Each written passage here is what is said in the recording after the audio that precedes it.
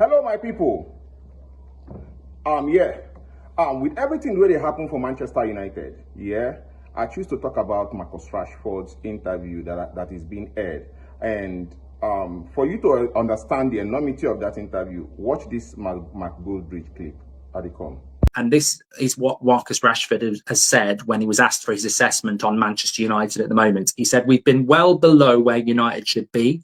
People say we've been in transition for years, but to be in transition, you have to start it first. The real transition hasn't even begun. When Liverpool went through this period, they bought in Klopp and stuck with him. They didn't win at the start. People only remember his later years when he was competing with City and winning the biggest trophies. To start a transition, you need to set a plan and stick to it. We've had so many managers, ideas and strategies for winning that we've ended up at a standstill. Does it hurt? Yes, 100%, but not just as a player, also as a fan."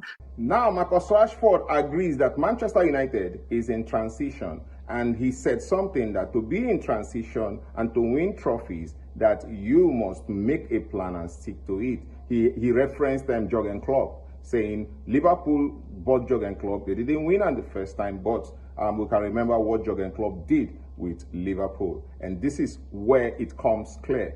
I don't have a problem with what Marcus Rashford has said, not at all, because exactly this is what is supposed to be. Make a plan and stick by it. And this is what Ruben Amorim has come to do. Make a plan and stick by it. But the only coach I've seen in the past years that actually had a plan to what he wanted to do was Ole Gunnar Solskjær. He did not win any title at Manchester United, but Manchester United played with a clear identity and attacking side, majorly beating teams on the counter, soaking the pressure, getting out there and run at teams at the counter. And it was one of the times where Manchester United scored goals for fun. Yes, the 2018-2019 season, the 2019-2020 season, I think he managed Manchester United for about 2.5 seasons or 3 seasons before he left.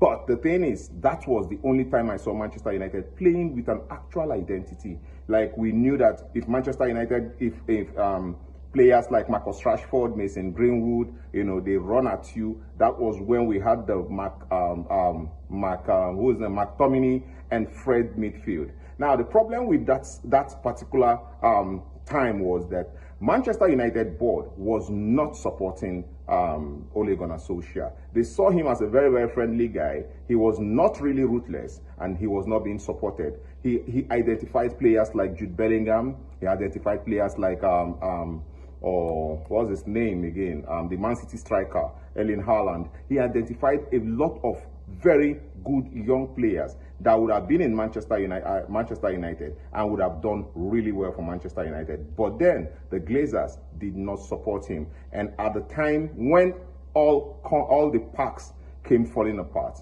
then he was dismissed. I think that was the only time Manchester United actually played some type of attractive football. It became boring at the time, because what teams now understood was Manchester United is going to run at you. So, you know what? They laid back, packed the box, and the players like McTominay, Fred were not able to become that creative engine Manchester United needed. And yes, they were not being that creative engine Manchester United needed. There were no like, when you park the bus against Manchester United, there is every tendency that you are going to beat Manchester United, because there were nobody creating chances. Yes, and that was the end of Ole Gunnar Solskjær. And now Ruben Amorim is here, and I feel like Ruben Amorim is what Marcus Rashford actually talked about: sticking with having a coach, make a plan and stick to that plan. And this is what Ineos and Glazers are beginning to do right now. They are backing the coach right now. And if it has to get rid of players like Marcus Rashford, who obviously was not really interested in playing for Manchester United anymore, because if you want to play for the club, you have to play to what the coach wants you to do. Yes, if the coach says track back, you have to track back, even if you are an attacker. If the coach says football has changed, everybody has to defend their goal. Yes, you are an attacker, right? Yes, your duty is to score. But then, when you are not with the ball, defend your goal. Defend your goal. This is the style of play now. When you are not with the ball, come back, defend your goal. When you get the ball, we all can build together and attack the opponent. And now the Marcus Rashford, players like Marcus Rashford feel like they are not meant for that. Marcus Rashford especially loses the ball and walks down the pitch. Also, players like Alejandro Garnacho, the same thing. So I feel like Marcus Rashford said what is right, what is good. And I think we have that in Ruben Amorim now. And if players like Marcus Rashford, Alejandro Garnacho, Anthony all have to go, they will go. And you see how Ruben Amorim has modeled himself as a ruthless manager, someone who says this and it stands. He takes his time to assess you, and after assessing you, he lets you know you are not going to be in my team. See, let me tell you something about Ruben Amorim also that I've noticed here. He's someone who will be able. Ruben Amorim looks like someone who will be able to take his blame. So he is going all in what he thinks. So when he fails, you blame him and he'll take it. When he wins, he takes the glory. And that is what I like about Ruben Amorim.